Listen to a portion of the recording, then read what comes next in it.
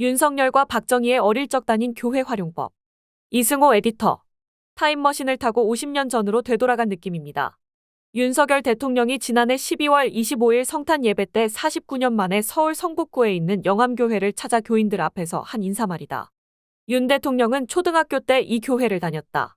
중학교 1학년 이후로는 다니지 않았다.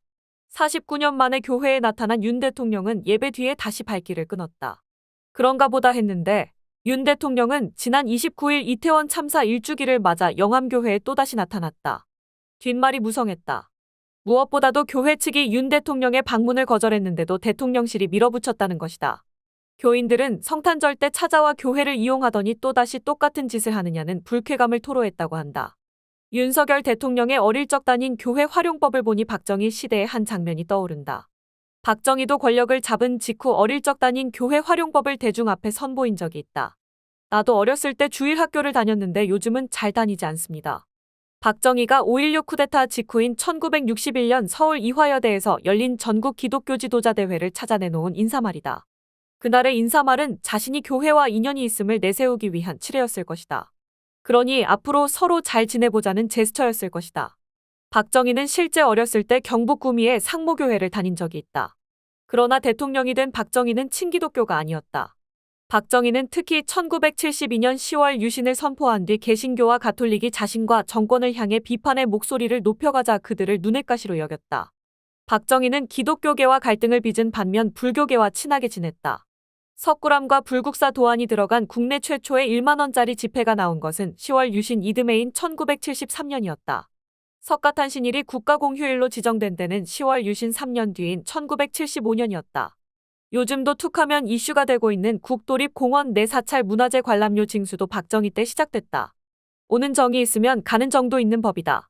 불교계도 박정희의 친불교에 화답했다. 일부의 승려, 불교계 인사, 불교학자들은 박정희 정권의 요구와 입맛에 맞게 반공을 내세우는 호국불교를 만들어 갖다 바쳤다. 박정희는 독재 유지를 위한 한방편으로 호국불교를 한 시절 잘 써먹었다. 그러면서도 박정희는 몇몇 보수적인 목사들을 선별적으로 만나 국정자문을 받았다. 조용길, 김준곤, 김장환 목사 등이다. 특히 박정희는 조용기 목사의 새마을운동에서 아이디어를 받아 새마을운동을 시작한 것으로 알려져 있다. 윤석열 대통령의 종교가 무엇인지 아리송하다. 어린 시절 개신교 교회를 다닌 윤 대통령은 가톨릭 교회로부터 암브로시오라는 세례명도 받은 사람이다. 지난 2021년 10월 30일에는 국민의힘 대선 후보로서 조계종 총무원장 원행 스님을 만난 뒤 기자들에게 자신과 어머니가 모두 독실한 불자라고 밝힌 적도 있다. 이쯤 되면 윤석열 대통령의 종교가 정확히 무엇인지 가늠하기 어렵다. 대중은 윤 대통령이 부인 김건희 씨와 함께 무속에 빠져 있는 것으로 의심한다.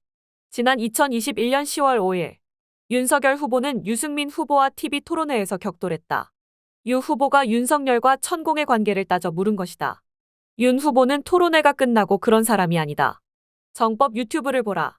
정법은 따르는 사람들이 많다. 정법에게 미신이라고 하면 명예훼손될 수도 있다며 유 후보에게 거칠게 항의했다고 한다. 당시 유승민 캠프 측의 주장이다. 후보 시절 손바닥에 왕자 쓰고 나온 얘기는 덮어두자. 윤석열 대통령은 박정희가 친불교 뒤에서 보수 목사들을 만나 그러했듯 무속인들에게 국정자문을 받고 있는 게 아니냐는 대중의 의심을 사고 있다. 그런 의심은 천공희 대통령 집무실과 관저를 용산으로 이전하는 과정에 개입했다는 등 한두 가지가 아니다. 이러다 어느 날 갑자기 윤 대통령이 공산 전체주의를 앞세우며 호국무교를 들고 나오지는 않을까 무섭다.